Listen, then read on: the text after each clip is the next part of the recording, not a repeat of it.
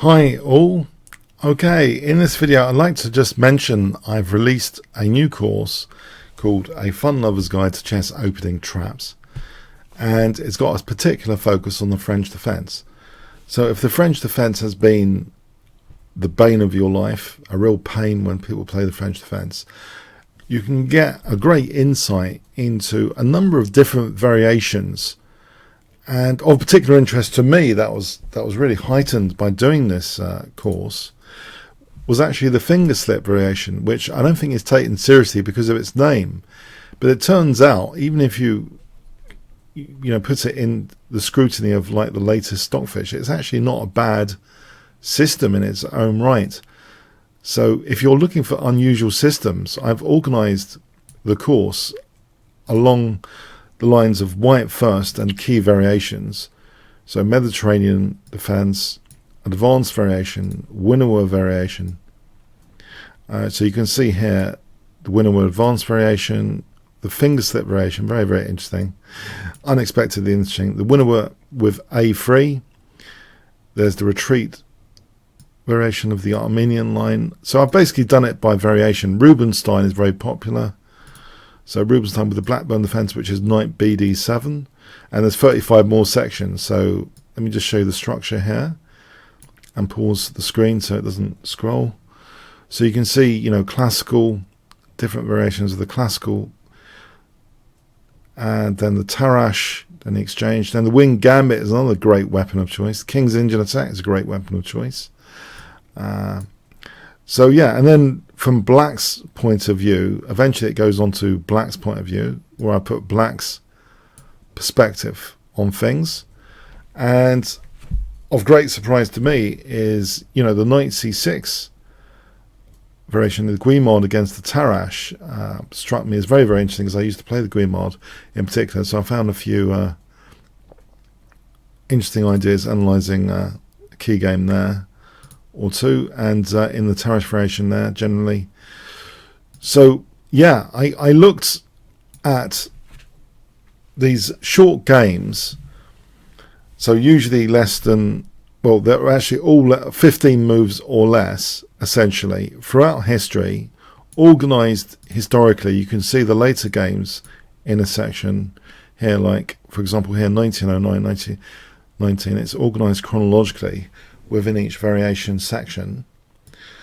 And I really had a blast. This was really interesting and entertaining. I think edutainment actually creating the course, and I think it will be edutainment for you. So the combination of education and entertainment, edutainment. I think this is an edutainment course where you see a lot of wonderful little games. One of my favourite games, Alekhine against Vazic. I don't want to spoil it for you, but that was a brilliant game ending in checkmate. These games, especially when they end in checkmate, I mean they're a bit rarer. It's amazing to see what can tactically go wrong in an opening.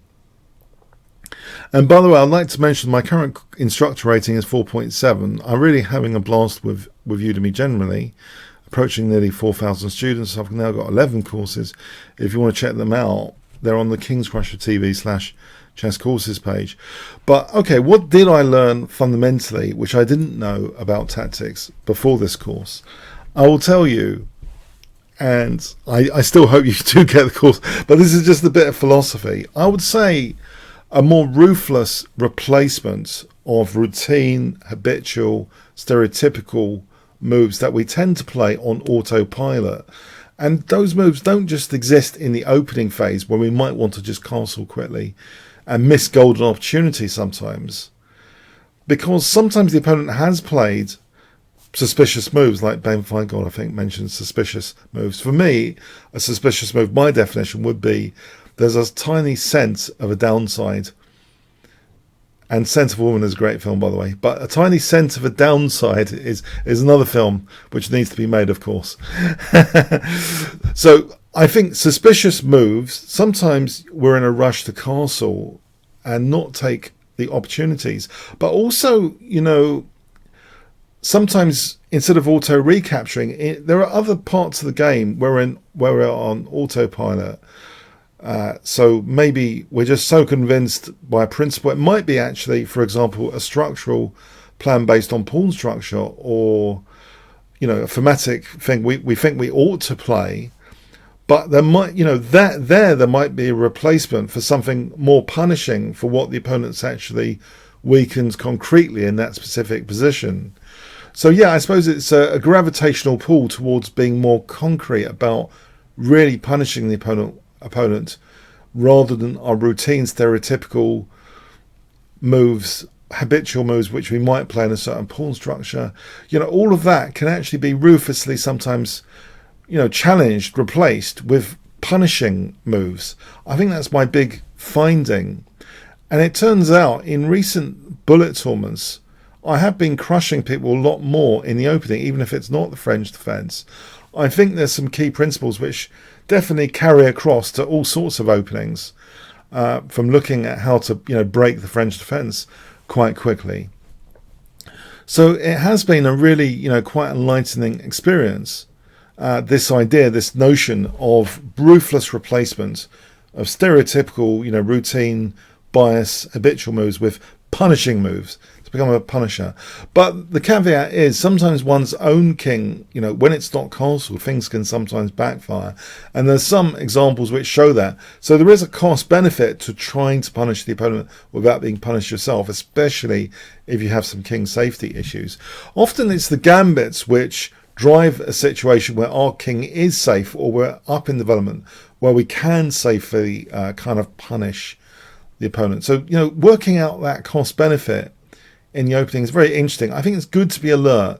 And maybe sometimes people are a bit sleepy at the start of the game. Maybe they've just started their coffee. Maybe it's a morning game in some serious one-day tournament. But for whatever the reason, as Tartakower says, the blunders are all there waiting to be made. That's one of my favourite quotations. And definitely you see this in this course. I think also there's a tendency in modern times to dismiss a lot of stuff, which could be really, really tricky for human opponents. But we're dismissing all of these ideas out of hand, assuming our opponent is going to be like Stockfish. But it isn't, especially in the online chess arena of faster time controls. A lot of the tricky lines here do have this, sometimes a trade-off between soundness and how tricky and trappy they are. But when you have significant piece pressure against a human being on a faster time control, the blunders are more likely to be made, in my view, especially the semi-open file pressures. I've won so many games with semi-open file pressures as a result of gambits recently, and you'll see a lot of gambits in this course. So it's it's been a blast to actually do this particular course. I really enjoyed it.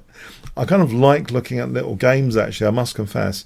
Sometimes there have been games in the past so huge from the engine world that I've actually been literally exhausted. We're talking like 150 moves or whatever. I've been exhausted to even present it. I've just given up. So instead of showing a video that day, I just gave up. It's the unpublished, But with these, they're kind of much more easy to cover and think about and draw lessons from. There's much more of a conceptual headspace. You aren't just knackered already because you've gone through a gigantic game. So I really do hope you check this course out. So that's the discount code, Kingscrusher TV French Defense Traps. There are also some free sample videos within this structure to check out. These ones, they're all, if you want to preview them. Okay, so please do check it out. And there might be another opening on the way later. Okay. Thanks very much. Comments, questions, like, shares, subscribes, all appreciated, of course. Thanks very much.